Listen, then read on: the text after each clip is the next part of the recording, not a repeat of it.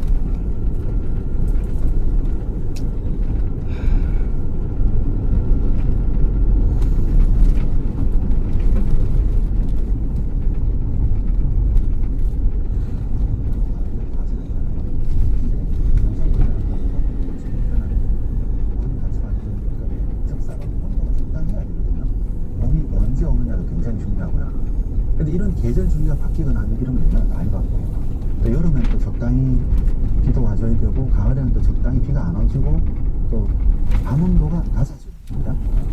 그래야 이제 광합성으로 만들어진 당분이 이게 과일로 맺히거든요. 근데 과일도 육질도 단단해지고 단맛이 들어가는데 계속 따뜻해서만 해도 안 되고 네. 밤에 좀 서늘할 때 서늘해져요. 그렇죠. 일정이 무너지고 있잖아요. 그러니까 과일이 가장 먼저 영향을 받고 있고, 그 다음에 이제 쌀 같은 경우도 요즘은 영향을 많이 받는데, 예를 들면 올해 같은 경우는 강원도는 한번 극단적이었잖아요. 9월까지 강원도는 강릉 쪽은 가뭄 때문에 저수지에 물이 없었잖아요. 근데 10월달에 우리나라 가을에 비가 오면 안 되잖아요. 비가 많이 오면 안 돼요. 근데 22일 동안 10월달에 비가 내렸거든요. 오히려 비가 와야 될 8, 9월에는 비가 안 오고 10월달에는 비 터질 비가 너무 많이 왔어요. 이렇게 되면 사실 농사는 망하는 거죠. 이 대책이 없습니다. 어떤 기술도 소용이 없습니다. 기후가 이렇게 나와요. 그게 또 당연히 그러면 물가에 영향을 미치죠. 물가 영향을 미치죠. 근데 기후가 이렇게 바뀐다는 걸 아니까 농민들은 그에 대응해서 뭔가 투자를 해야 되죠. 새로운 시설을 넣고서 다른 걸 설치를 하고 그걸 보강을 해야 됩니다. 이게 다 비용이죠. 그리고 또 사람들에서 노동을 조금 더 해야 되고, 이게 다 비용이 반영이 되는 거거든요. 그래서 이걸 가지고 기후인플레이션, 기후를 인한 인플레이션이다 이렇게 말하는 거죠. 이거는 전 세계적으로 일어나고 있는 현상입니다. 예를 들면 코코아 같은 경우는 뭐 예전에 비해 가지고 최근 몇 년 동안 6배가 가격이 뛰었거든요. 그리고 커피 같은 경우도 2~3배가 뛰었고요. 그 다음에 공급망 전반으로 다 영향을 미치고 있죠. 그러니까 이런 가격들은 이제 전반적으로 이미 물가에 영향을 미치고 있고, 곡물 같은 경우는 이제 영향이 상대적으로 적거든요. 기간이 좀 짧기도 하고 3~4개월 정도로요. 그 다음에 이 곡물 같은 경우는 비교적이 이제 좀 기후에 아직까지 안정적이라 그럽니까? 그러니까 이거는 좀 더 뒤에 영향이 나타날 가능성이 있고요. 그렇습니다. 흔히 그럼 우리가 제철 음식이라고 부르는 네. 과일, 네. 채소, 생선 등등도 이게 계속 조금씩은 지금도 변화해 가고 있고 네. 앞으로는 그러면 더 많이 빠르게 변할 수밖에 없을 거예요. 그렇죠. 2~3년 내에 아마 여러분들이 그런 걸 느끼실지는 잘 모르겠지만은, 기간을 정해놓고 아마 메모를 해두시고 물가 적어놓으시고 10년 후에 한번 바라봐 보시면은 제가 장담하는데 아마 이 다 바뀌어 있을 거예요. 그 앞으로 10년이라는 게 굉장히 중요한 포인트라고 생각을 하거든요. 기후적으로도 굉장히 중요하고, 그 다음에 이제 우리나라 농업 구조도 굉장히 중요하거든요. 그래서 아마도 이제 굉장히 큰 변화를 보시게 될 거라고 이렇게 말씀드릴 수밖에 없습니다. 근데 이게 유럽에서도 이런 변화가 또 나타나고 있다면서요. 그렇죠. 이게 우리나라만 문제는 아니고요. 유럽은 지중해를 끼고 있잖아요. 근데 지중해 그 바닷물이 좀 갇혀 있지 않습니까? 통해 있지 않고. 그러다 보니까 지중해 바닷물 해수 온도가 굉장히 많이 올라갔죠. 바닷물 온도가 올라가면 그 주변에 영향을 받을 거잖아요. 이게 스페인 같은 곳은 너무 더워서 문제가 되고, 여름이.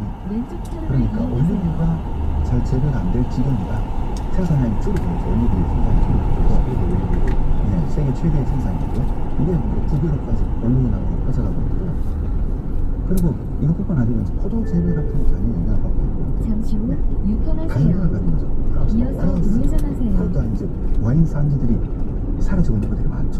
더 북쪽으로 올라가는 북쪽으로 나가는 거죠. 그래서 영국에 있는 와인들이, 영국에는 중세 때는 와인이 약 포도가 잘 재배 안 500m 됐잖아요. 유턴하세요. 요즘 영국 와인들이 이제 그런 포도 폼평회가 있잖아요. 샴페인 같은 이런 스파클링 와인이라고 하죠. 이런 폼평회에서 우승했다는 우상을 받았다 이런 뉴스들이 굉장히 많아요. 이게 뭐 루마니아 이쪽으로 가서 계속 올라가고 있고요. 야, 그러니까 저도 이제 와인을 잘 모르는데 와인 잘 아시는 분한테 최근에 뭐 그런 품평회에서 네. 어느 나라 뭐 프랑스 와인이 뭐 넘어서다 이런 얘기들이 나온다라는 걸 들었거든요. 근데 그 바탕에는 또 이 기후 변화가 있는 거예요. 그것 때문에 가능한 일이죠. 어쨌든 와인이 맛있으려면 농산물 자체가 재배가 잘 돼야 되잖아요. 그래야 좋은 와인이 생산돼야 뭐 빈티지 와인 이렇게 얘기를 하잖아요. 그렇듯이 좋은 포도가 생산되지 않으면 사실은 좋은 와인이 안 만들어지는 거죠. 근데 이게 단순히 생산지 하나 변하는 문제가 아니라 산업적으로도 변하고 어떤 뭐 국가의 농업으로서 네. 뭐 GDP가 변할 수도 있는 거고 이게 또 그 양극화도 더 촉발할 수 있다고 하더라고요. 그렇죠. 아무래도 식품 물가가 올라가게 되잖아요. 네. 그럼 우리나라가 한번 제 책에 그런 그림을 하나 넣어놨는데 우리나라가 이제 소득 격차가 심한 구간이 하나 있거든요. 우리가 5분위 수로 20%씩 나누잖아요. 네. 하위 20% 같은 경우에는 그 가처분 소득의 거의 40% 정도를 식비로 사용합니다. 그렇죠.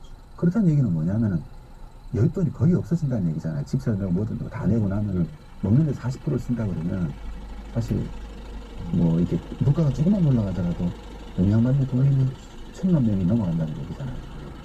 그 다음 2분이 들어가죠. 그 다음 바로 위는 이게 24%까지 올라갑니다. 1분 제일 높은 5분위는 14%에 불과하고요. 그러니까 80%의 구간이 국민들이 오는 데까지 10% 올라가는데 그 마지막 한 구간을 넘어가는 데는 14% 올라가는 거죠. 그렇다는 얘기는 하위 계층 있잖아요. 20% 해당하는 계층은 굉장히 큰 영향을 받는 거죠. 먹는 것 자체가. 힘든 사람이 더 힘들어지는 거죠. 그렇죠. 두 번째 키워드는 식량 위기. 이게 사실 어느 때보다도 우리는 풍요로운 삶을 살고 있는 것 같은데 식량 위기다. 이게 사실 많은 사람들에게 밥상 물가로는 영향을 받겠으나 식량 위기까지 좀 체감이 안 되시죠. 그렇죠.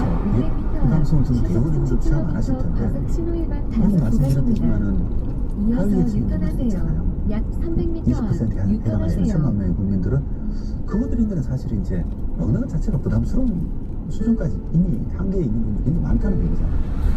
그렇죠. 그 중에 몇백만 명을 하면 그럴 수 있다는 얘기잖아요. 그런 분들이 이제 물가라는 건 굉장히 큰 위협인 거죠. 굉장히 큰 위협이라는 거고. 그 다음에 또 그 외에 약간의 좀 소득이 있는 분들이라도 가격 잠시 폭등이 후 있잖아요. 예를 들면 유턴하세요. 우리가 밥만 먹고 살 수는 없잖아요. 그리고 사과도 좀 먹고 그 다음에 또 식단이 좋게 하려 그러면은 뭐 돼지고기만 먹어서 안 되고 좀 채소도 좀 먹어야 되는데 김치를 담글려면 배추도 있어야 되고 이것들이 이제 계속적으로 잠시 물가가 후 올라가는 거예요. 좌회전하세요. 너무 비싸져가지고 그러니까 제 주변에 있는 많은 분들도 사과 먹은 지 언제인지 모르겠다고 하시는 분들이 요즘 사과도 비싸고. 맞아요. 그런 분들도 있더라고요. 아하. 근데 이게 장기간 또 지속이 되면은 그 어려움이 누적해서 또 올라갈 수밖에 없는 거니까. 그렇죠. 근본적으로 베이스라인이 계속 올라가는 거죠. 이 가격 베이스라인이 디플레이션이라는 영향으로 인해서. 농업의 공급망도 마찬가지입니까? 농업의 공급망이라 그러면 사실 이제 우리가 수입선도 그렇고.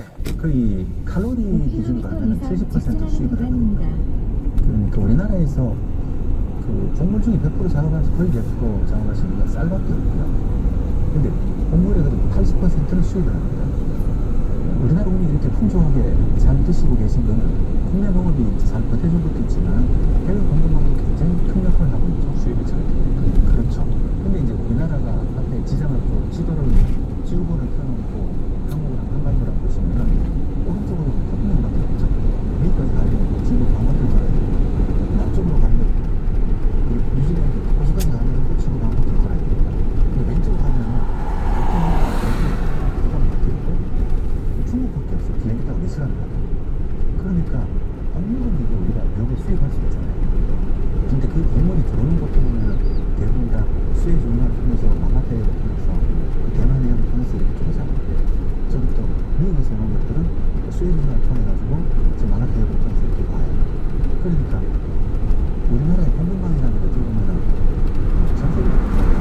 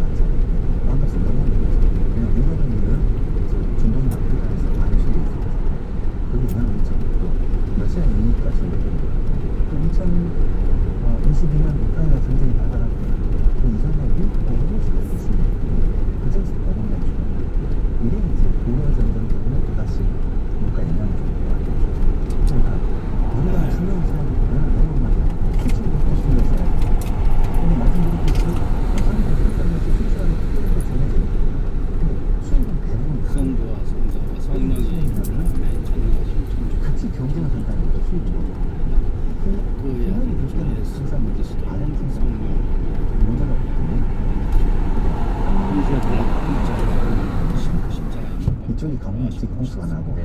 지금 전체가 왔을 때 그러니까 항상 이거를 잘 신경을 써야 되죠. 공무원이 어떤 거는 그럼에도 불구하고 근본적으로 최소 같은 경우는 근처에 수준이 있잖아요. 멀리 배로 수준하기 어려우니까 또 부피가 커서 비행기로 수준도 안 됩니다. 근데 저 위로를 보시면 중국밖에 없다고 그랬잖아요. 우리나라 위도에 있는 나라가 중국만 몇 시간을 가는 중국이 없어져. 그렇죠. 그래서 그걸 수입한 나라가 중국밖에 없어요. 매출 뭐 이런 채소들은. 우리나라 굉장히 취약한 구조를 가지고 있죠. 곡물 자급도 그렇고 아까 그 기후자반에서도 그렇고 굉장히 좀 민감한 환경에서 우리가 살 수밖에 없다라는 거. 그 식량 안보 정세라는 게 있다면서 우리나라는 다른 나라랑 비교했을 때 또 한편이요 좀 낮은. 사실 이게 높다고 하기 좀 애매한데요. 뭐 OECD 국가 중에 가장 낮다. 많은 분들이 식량 안보 지수라는 걸 인용을 하잖아요. 근데 식량 안보 지수는 여러 나라에서 만들어서 아니 여러 기관에서 만들어서 하거든요. 이코노미스트 경제 뉴스 있잖아요. 거기서 하는 걸 많이 인용을 하거든요. 이코노미스트 지수를 인용을 하는데 그쪽에서 보면은 좀 낮게 평가되어 있죠. 그래서 식량 안보 지수가 낮다. 근데 실제로 그 식량 안보 지수가 약 400m 이거를 앞 시속 낮다고 60km 하면은 과속 낮은 신호 거냐? 위반 단속 많은 구간입니다. 분들은 식량 안보 지수가 낮다고 하면은 뭔가 이제 우리나라 분들은 식량 안보라는 걸 가지고 뭔가 공급이 끊어져 가지고 배가 고파지는 걸 의미하잖아요. 대체로 그렇게 상상하지 않습니까? 네네 그렇게 생각할 수 있죠. 근데 식량 위기라고 하는 거는 이제 우리나라 분들은 보릿고기를 생각하는데 예. 그게 아니고 이제 대체로 먼저 가격 쪽으로 먼저 영향을 받거든요. 그러니까 그냥 어디선가 식량은 존재하는데 좌회전하세요. 이걸 낼 수 있는 사람이 누가 있느냐는 거죠. 그러니까 이 경제적으로 부담할 여력이 되느냐가 굉장히 중요한 문제고 그 다음에 이제 그게 보면은 우리나라 국민들은 부족할 거라는 공급적인 문제가 클 거라고 생각하는데 그 문제는 이 식량 안보 지수 세부 지표를 들여다보면은 공급량을 하는 게 있고 그 다음에 경제성을 따지는 게 있고 그다음 지속 가능성을 따지는 게 좀 네 가지 정도의 지표가 있거든요. 네. 영양 가치가 있고 근데 실제로 우리가 공급적인 측면에서는 오히려 등수가 높습니다. 11인가 그래요. 뭐 국내에서 만들어지는 것도 있지만 해외에서 수입을 잘 하면은 그 공급 점수가 올라가는 거예요. 그렇죠. 그건 그러니까 공급량이 증가하는 거죠. 이게 그런 거고 그 다음에 실제로 낮은 거 보면 경제 저기 어포더빌리티라는 경제성을 평가하는 뜻인데 이거는 왜 낮냐면 우리나라가 무역 대박이 많이 되어 있긴 하지만 사실 관세가 많이 있거든요. 관세가 많이 부과한다는 얘기는 소비자가가 올라간다는 걸 의미하잖아요. 그러니까 이제 소민들의 경제적인 접근성이 떨어진다. 그래서 낮은 거죠. 일단 영양 가치는 이건 좀 다른 얘기인데 그러니까 만약에 그 지표대로 올리고 싶으면은 식량 안보 지수를 올리고 싶으면은 관세를 낮춰야 된다는 결론을 내게 돼요. 사실 그건 이제 이 지표를 인용하시는 분들의 그게 아니죠. 목적이 아니죠. 어찌됐든 간에 안보라고 이름을 또 붙여놨으니 꾸준히 내국인 측면에서 위협 없이 불안 없이 식량을 조달할 수 있는 거 사실은 이제 그게 핵심이기도 한데 경제성, 품질, 안전성, 지속 가능성 등등도 종합적으로 생각을 해봐야 된다라는 거고요. 그렇죠. 그리고 또 지속 가능성이라는 측면에서 보면 굉장히 중요한 게 뭐냐면은 네. 지속 가능성이라는 거는 뭐 미래 세대도 꾸준하게 해야 된다는 거잖아요. 공급이 돼야 된다는 거죠. 그럼 환경적인 뭐 기후 문제 같은 게 안정이 돼야 되고 그다음에 농업 기반 시스템들 있잖아요. 우리가 농업 인프라라고 얘기하죠. 이것도 안정이 돼야 되고 그다음에 또 뭐가 문제냐면 세대 간의 지속성이라는 것도 있잖아요. 근데 우리나라는 그러니까 이런 식량 안보 지표를 볼 때 선진국에서 만든 지표들인데 그 선진국들은 되게 어떤 특징이 있냐면은 되게 다 농업 대국이에요. 대부분 유럽 같은 나라들은 그렇잖아요. 그죠? 굳이 식량 보장할 필요가 없는 나라입니다. 자급률로만 치면 거의 160%가 농업인데 그러니까 식량이 넘쳐나는 나라에서 만든 지표들인 거죠. 미국도 마찬가지잖아요. 그러면 한국인의 관점에서 한국이라는 이 지정학적 위치 있잖아요. 우리나라의 농업 기반 같은 거. 이런 관점에서 보면 우리나라는 식량 안보라는 걸 어떻게 해석해야 될까? 한국인의 관점에서 어떻게 되는 걸 지금 고민해야 되는데 사실 우리나라가 객관적으로 이거를 들여다보고 미래를 준비하는 능력이 굉장히 많이 떨어진다. 사실 그 얘기를 좀 하고 싶었죠. 이 지수를 인용하거든요. 그러니까 왜 식량 안보, 식량 위기 이런 이야기 나오면 가장 먼저 나오는 얘기가 식량 자급률을 높여야 된다. 막 이런 이야기 나오지 않습니까? 그렇죠. 그럼 자급률을 높일 수는 있는지. 엄밀히 말하면 자급률 높이는 건 불가능해요. 그러니까 근본적으로 보면 우리나라가 이 농경지를 활용할 수 있는 것을 대부분 활용하고 있잖아요. 우리나라에서 자동차는 어떤 영향을 받냐면 칼로리 기준으로 되게 많이 하잖아요. 채소 같은 거는 칼로리가 높지 않지 않습니까? 되게 칼로리는 곡물이잖아요. 곡물이나 육류 같은 것도. 진짜 육류 같은 거는 또 살을 먹고 자라니까 얘는 또 결국은 곡물이죠. 거의 똑같이 보이잖아요. 축사는 우리나라가 자금률이 조금 높다고 하지만 사실 의미가 없죠. 자금률이 0%라고 볼 수도 있잖아요. 집안에 사료가 또 어차피 다 수익을 하니까. 그러니까 그것도 의미가 없죠. 그러니까 자금률을 왜 높일 수 없냐면 곡물은 사실 가장 값싼 농산물이죠. 단위 면적당 생산을 하면은 단위 면적당 가치가 가장 낮은 작물이 곡물이에요. 식량 자금률을 높이겠다고 하면은 그러면은 우리나라가 잘할 수 있는 건 쌀을 더 많이 생산하거나 다소 품종을 씌우면 되죠. 5% 10% 늘어날 겁니다. 아니면은 다른 밭 같은 데다가 곡물을 씌우면 되잖아요. 말씀드렸듯이 그러면 농민들은 손해를 보고 있잖아요. 이런 일이 절대 그냥 안 일어나는 거잖아요. 그리고 또 우리나라 기후대에서 우리나라는 사실 논에다가 쌀을 잘 생산하도록 거의 몇백 년 동안 몇년 투자했거든요. 우리나라 농업은 지금까지 거의 쌀을 얼마나 공급하느냐가 목적이었어요. 뭐 채소 이런 것도 중요하지 않았죠, 옛날에. 그랬지 않습니까? 다 농업 국가였으니까. 그랬는데, 근데 가장 큰 문제가 뭐냐면 우리나라가 쌀을 안 먹는다는 거죠. 쌀밥 아니야. 그렇죠. 여러 가지 이유. 그러니까 우리나라가 잘할 수 있는 건 쌀 생산인데 국민들은 쌀을 잘 안 먹네. 이러니까 사실 문제가 심각해지거든요. 현실적으로 그러니까 식량 안보를 얘기할 때 많은 분들은 쌀 생산을 늘리면 되지 않냐 하지만은 사실 쌀은 너무 과잉 생산돼가지고 비용이 너무 많이 들어요. 이 문제를 해결을 못하거든요. 그래서 식량 안보라는 게 어떻게 다시 한국적인 상황에 맞게 다시 디자인해야 되느냐가 굉장히 중요하잖아요. 그런 논의들이 좀 일어났으면 좋겠다. 근데 이런 토론을 하는 게 굉장히 어렵거든요. 그 농민부에서도 좀 신경 쓰지 않을까요? 왜냐면 이런 과제는 1, 2년 된 문제가 아니고 네. 쌀 과잉 생산 문제도 되게 오래 지속되어 오고 있고 네. 근데 또 농민들 입장에서 보면은 쌀 농사가 훨씬 더 좀 표현이 그렇습니다만 일손이 좀 덜 가기도 하고 효율적이라고 보시기도 하고 그렇죠. 또 뭐 보조금이라든지 이런 제도도 있다 보니까 네. 좀 어려운 문제죠. 어려운 문제죠. 제도까지 같이 개선돼야 되는 그렇죠. 근데 우리나라 농업을 잘하고 있는데 번외 얘기를 합니다. 저도 농업계에 계속 있었잖아요. 농촌 출신이라고. 바라본 문제가 뭐냐면은 우리나라 농업이 거의 90년대 우리나라 경제발전을 했잖아요. 그때부터 굉장히 속이 갑자기 확 늘어났잖아요. 자연경 시대가 되면서. 그때 농업은 이제 농산물 시장을 갑자기 개방하면서 그 전까지 이제 뭐라 그러죠? 쌀 중심의 농정을 계속 펼쳤죠. 그걸 하고 이 생산량 위주의 농업을 펴다가 갑자기 시장이 개방이 되면서 WTO 협정을 체결하면서 이 다른 산업은 굉장히 빠르게 성장했는데 농업은 뒤에 남겨져 버린 겁니다. 그러다 보니까 우리나라 국민들이 전반적으로 농업에 대해서 가지고 있는 인식들이 90년대에 멈춰버렸어요. 그러면 다른 산업들은 90년대에 만약에 다시 떠올려 보시면은 그 당시에 생각하던 걸 가지고 지금 산업적으로 생각하시려면 거의 없잖아요.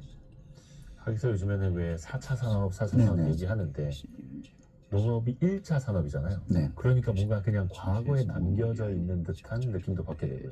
그렇죠. 거의 인식이나 이런 것들은 제가 느낌 좀 비유적으로 표현하면 조선시대에서도 크게 안 바뀌었어요. 예를 들면 조선시대의 농업이라는 건 모든 거의 대부분의 농민이었잖아요. 네. 사대부들 좀 빼고는. 네. 농업이라는 게 그 삶의 원천이었고 경제의 기반이었고 복지였죠. 네. 그 시대의 관점들이 여전히 남아있는 거죠. 그러니까 뭐 TV 예능 프로에서도 그런 관점만 계속 보여지게 만들잖아요. 농업이 그냥 정서적으로 남겨져 버린 거죠. 농업을 산업이라는 생각을 잘 못하는 것 같아요. 농업이 정서적으로만 남겨져 있고 산업이라는 생각을 못한다. 그럼 이제 이거를 산업으로 우리가 또 한번 생각을 해봐야죠. 네. 농업이 과연 미래 산업이 될 수 있을 것이냐? 그러면 이 1차 산업에 왜 버전 있지 않습니까? 1.5, 네. 농업 2.0 네. 이렇게 갈 수 있는 겁니다. 사실 그 질문을 보고서 고민을 많이 했는데 뭐라고 할까? 예를 들면은 다른 산업 같으면은 뭐 다른 주력 산업이 바뀔 수 있잖아요. 모든 전인들이 왼쪽 산업으로 차로를 바뀌어가잖아요. 이용하세요. 전통경제 국가에서 우리도 섬유 산업을 주력을 하다가 중화공으로 바뀌어갔듯이 또 우리나라 산업 또 바뀌어가겠죠. 농업은 그럴 수 있냐는 거죠. 농업은 약 여전히 700m 농업을 하면 앞 되는데 박물관 그래서 사거리에서 경찰서 어떻게 잘할 방면 거냐에 좌회전하세요. 남아있잖아요. 바꿀 수 있는 분위기 다른 산업을 대체할 수 있는 게 아니잖아요. 주식을 쌀에서 다른 걸로 바꾼다 이거는 아니고 그렇죠. 이제 방법이 문제. 그렇죠. 그 부분에 대해서 어떻게 잘할 거냐는 게 있고 사실 제 책에 담고 싶은 것도 그런 거였거든요. 근데 이미 우리나라 농업이라는 게 30년 동안 전통적인 가치관이 있잖아요. 옛날 농업 가치관에서 계속 유지되다 보니까 뭐 우리가 뭐 스마트 농업 그러고 아니면 무슨 굉장히 로봇 약 나오고 300m 스마트팜 앞 나오고 경찰서 하잖아요. 전면 기술적 진전이 좌회전하세요. 있었고 우리나라 기술력을 다른 나쁘지 도로로 않은데 진입하지 않도록 산업으로서의 주의하세요. 농업은 거의 전부되지 분홍색 못하고 무도판에 따라 주행하세요. 농업은 여전히 농민이 짓는 가족농의 산업 이렇게 인식을 하고 있는 거죠. 잠시 후 국가가 도와줘야 좌회전하세요. 도와줘야 하고 다른 도로로 이게 진입하지 또 않도록 국가가 주의하세요. 도와줘야 된다는 정서가 굉장히 강한데 당연히 고마운 일이고 해야 되는 일이긴 한데 이게 부작용을 또 만들어내거든요. 그러면 이렇게 시장이 그러면 약간 좀 기능을 해야 되잖아요. 그런데 국가가 계속 개입을 하면 뭐냐면은 국가 예산을 투입하는데 거기에 맞는 어떤 구조나 인식이 만들어지는 거죠. 그냥 계속 보조를 받아야 하는 산업. 한 번 보조를 시작하면은 못 끊는 거예요. 그거를 바꾸려고 그러면 예를 들면 이렇게 하면 예를 들면 좋겠네요. 우리가 스마트 농업 하잖아요. 디지털 농업 서비스라고 얘기하지 않습니까? 그럼 기후가 변덕스러워지면은 예를 들면 과수원 같으면 이제 봄철 같으면 이제 썰이가 내리잖아요. 근데 이 봄이 따뜻해지다 보니까 꽃이 일찍 펴버려요. 근데 여전히 이제 봄이 기온에 남아 있으니까 갑자기 세트 길이가 조금 약해지거나 하면 갑자기 추워지겠죠. 그리고 꽃이 얼 거잖아요. 그러면 농사가 망쳐지는 게 많을 거 아닙니까? 그걸 또 제때 때를 못 맞춰가지고 힘들어지고요. 그러면 이런 게 잦아지게 되면 이걸 방지하기 위해 가지고 우리가 이 시설을 만듭니다. 예를 들면은 뭐 프랑스에서 어떤 사진 보셨죠? 포도밭에다가 불을 피우면서 이제 선풍기 틀어놓고 이렇게 하는 경우. 왜 그런 거죠? 이게 소리를 내리지 말라고요. 왜냐면 과일은 꽃이 필 때가 가장 약하잖아요. 아니 그러니까 왜 밖에다가 이게 야외에다 보일러 틀듯이요. 그렇죠. 일부러 따뜻하게 해주려고요. 그렇죠. 그리고 불을 피우거나 연기를 보내거나 아니 바람을 불게 되면 습기가 이렇게 내려앉으면 기온이 떨어지면 이렇게 썰이가 맺히니까 그게 안 맺히게 하려고 그러면 공기를 통하게 만들어지거나 그래서 이제 보면은 그런 장관이죠. 거대한 포대밭에 모닥불을 피우면서 이게 선풍기를 돌리면서 이런 장관들이 이제 사진들 많이 보이실 거예요. 그런 시설들을 설치를 하게 됩니다. 근데 그런 시설을 설치하려고 그러면은 문제는 이를 매일 돌릴 수는 없잖아요. 비용이 너무 들어가니까. 그럼 썰이가 언제 내릴지 정확하게 판단을 해서 약 이게 2km 끌어들입니다. 앞 유턴하세요. 그렇게 하려고 그러면은 이 기술 서비스를 누군가는 제공해야 되죠. 지금은 이제 정부가 모든 걸 다 하는데 과수는 기후는 그렇다고 쳐요. 하지만 이 모든 디지털 서비스를 약 정부가 다 할 수 300m 없어요. 앞 시속 50km 그럼 그 과속 기업이 신호 위반 등장해요. 단속 그래서 구간입니다. 기업은 돈을 벌어야 유지를 할 거잖아요. 근데 농가들은 너무 영세하니까 돈을 낼 수가 없어요. 그래서 우리가 R&D 투자를 많이 하고 기술 개발을 많이 했지만 실제로 어떤 기술도 이 정부가 이렇게 시범 사업을 하는 것 빼고는 제대로 보급되지 않아요. 이 얘기는 무슨 얘기냐면 그런 피해를 앞으로도 계속 받을 수밖에 없다는 거죠. 무조건. 그러니까 지금 뭐 영세한 농가들한테 무슨 뭐 투자를 더해서 스마트팜을 하세요라고 한다고 해서 이게 될 수 있는 것도 아니고 그렇죠. 그들에게 뭐 이렇게 한두 푼 뭐 지원해 준다라고 해서 그게 또 되는 것도 아니고 그러다 보니까 지금 영세 농민들은 계속 국가가 지원해 줘야 할 대상, 그렇죠. 경제적, 사회적 약자 네. 이런 인식이 있는데 사실 그 굴레를 벗어난다라는 게 현실적으로도 쉽지는 않겠으나 근데 제도적으로는 기업형으로 들어와야 한다, 규모의 경제가 생겨야 한다 이런 취지로 지금 들리거든요. 그렇죠. 우리나라에서 사실 이제 기업형 규모의 경제하는 얘기를 하는 게 농업계에서는 굉장히 위험하고 불편한 거죠. 이 소농들이 너무 많다 보니까 이분들이 있는데 규모가 된 농업을 얘기를 하면은 내가 농사를 그만두라는 것처럼 들리잖아요. 그렇게 들리잖아요. 그렇게 들리니까 이제 그렇죠. 누구도 이 얘기를 못 하고 있는 거예요. 그러니까 합시다. 그래서 삶과 충격과 이 신비는 가장 우주들과 천체 가르침 따라 생각하셔서 봅시다.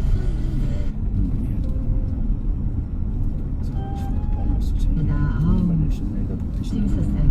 그리고 이어서 듣고 노래는요. 어쿠스틱 콜라보의 그대와 나 설레임 그리고 크러쉬 이문시의 뷰티풀, 성시경의 두 사람 이렇게 세 곡을 듣고 왔습니다.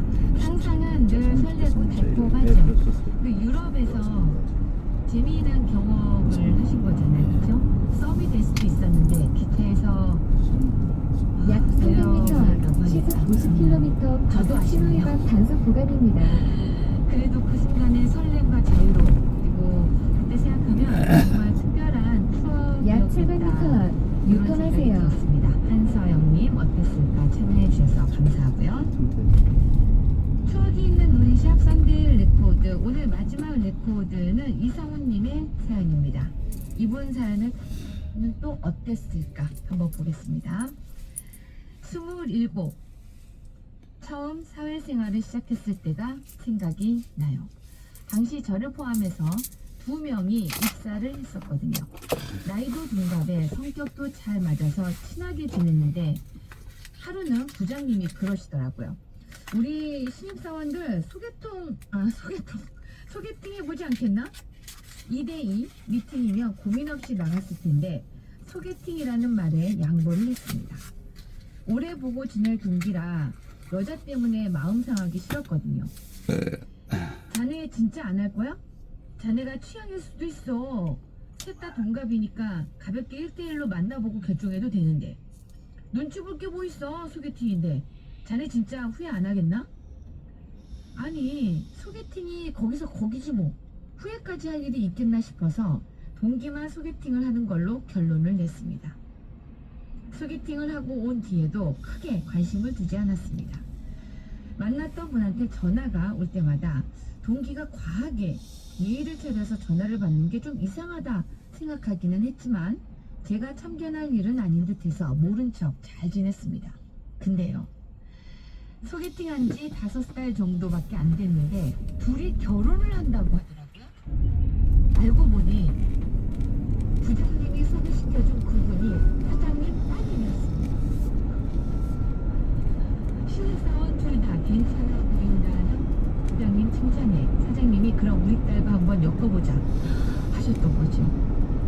동기가 약 하루아침에 300m 사장님의 앞 사이가 유턴하세요. 되었다는 얘기를 듣고 그 소개팅 내가 했어야 되는데 질투에 배가 아팠던 기억이 납니다.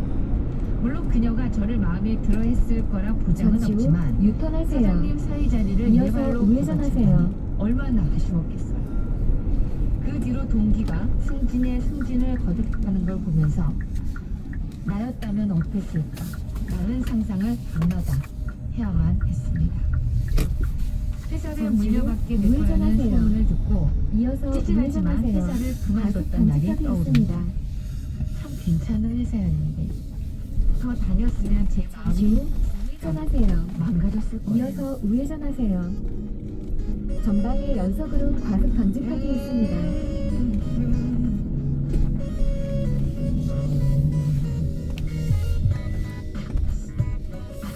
잠시 후 우회전하세요. 이어서 목적지 주변입니다.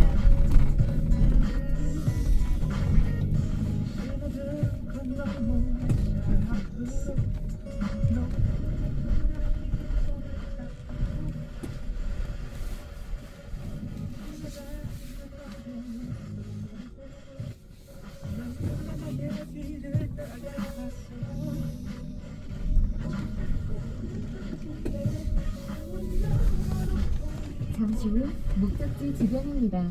목적지에 도착하였습니다. 경로 안내를 종료합니다.